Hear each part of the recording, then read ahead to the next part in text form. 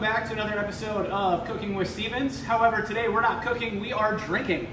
I've got a couple of cocktails that are personal favorites of mine I'm going to make for you today. And I've got a couple of other staff here that are going to sample them, let you know what they think of them. So it's not just me. Anyway, we're going to start with my Sunday morning drink.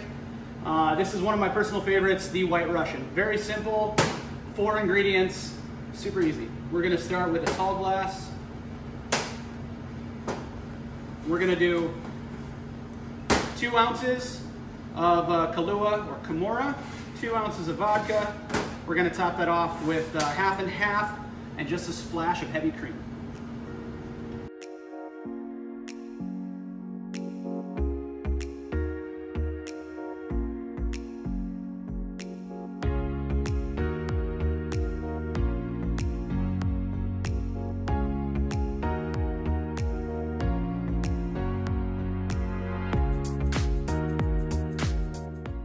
Done properly, this is going to taste just like chocolate milk, hence why it's my Sunday morning cocktail.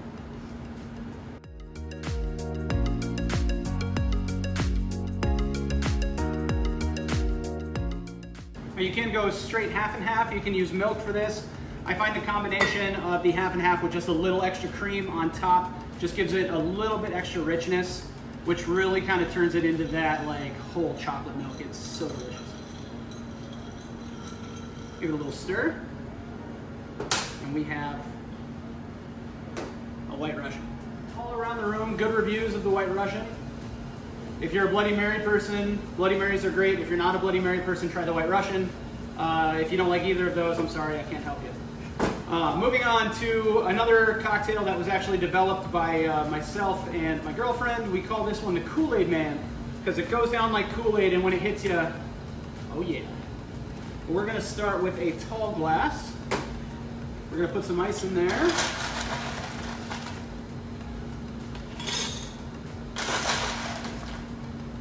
A little bit to my shaker cup as well, just to cool down, to chill the liquor as we're mixing. We're going to start with 2 ounces of Malibu.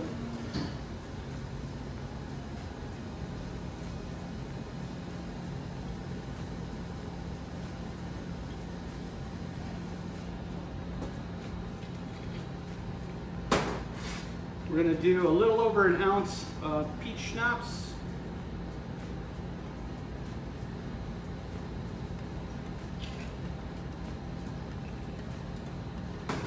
And a little over an ounce of raspberry vodka. You can use regular vodka here if you'd like. All about preference. I find the raspberry or even a strawberry vodka kind of just adds another dimension of flavor to it. We're kind of going for that nice fruity Kool-Aid kind of flavor, and this combination totally knocks it out of the park. We're going to add just about a half an ounce of grenadine.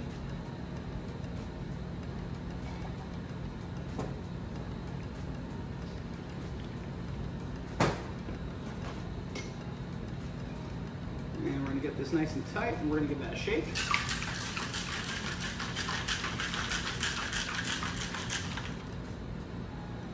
We're going to pop the top on this guy, and we're going to pour all of that, including the ice, right into the glass. And then we're going to top it off with a little ginger ale.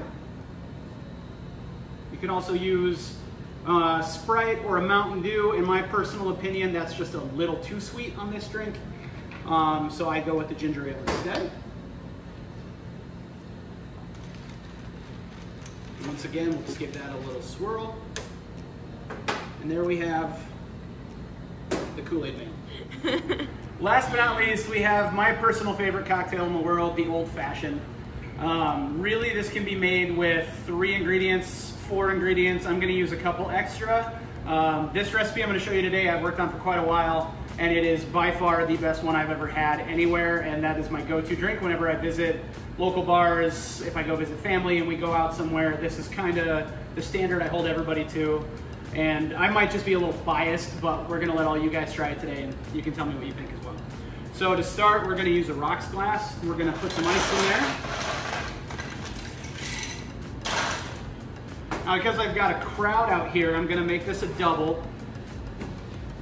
Normally this would be 2 ounces of whiskey, a ½ ounce of simple syrup, a couple dashes of bitters, and then your garnish. I'm gonna double that up today. The whiskey I'm using today is called Sexton. This is a double copper pot distilled Irish whiskey. I've made this probably 15 times with various different whiskeys, bourbons, and ryes. This one is my personal favorite. The double copper distilling kind of adds a kind of funky, different flavor to it, which really, really blends well with the kinds of bitters that I use. We're gonna start with that. We're gonna add our simple syrup, which is just 1 part water, 1 part sugar. You boil that, let the sugar dissolve into the water, and then cool it down. I'm gonna add 2 splashes of Angostura bitters.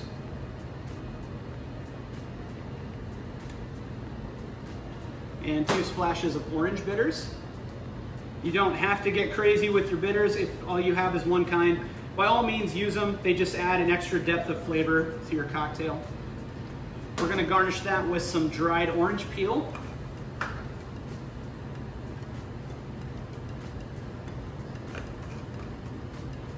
And a couple of maraschino cherries.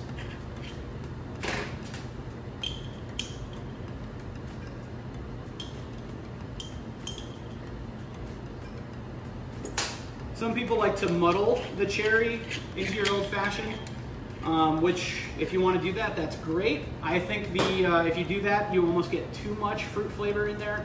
I prefer to leave them whole, and we're just gonna give this a stir, and then I let it sit usually about a minute before I serve it. And that'll pull enough flavor out of there that it should all meld together just perfectly. All right, guys, we're kind of having a party up here in the kitchen, so I'm gonna get back to it. Anyway, this whole video series has been awesome. It's been a ton of fun. Hopefully you've followed with us from the very beginning when we started making Rice Krispies all the way till today, where we're making some cocktails. Hopefully in the future we'll have some more videos for you. If you have suggestions for future videos, put them down in the comments below. If you have suggestions for future cocktails, put them in the comments below. I don't think anyone ever asked to see what was under Shane's hat or ask about Shane's mustache.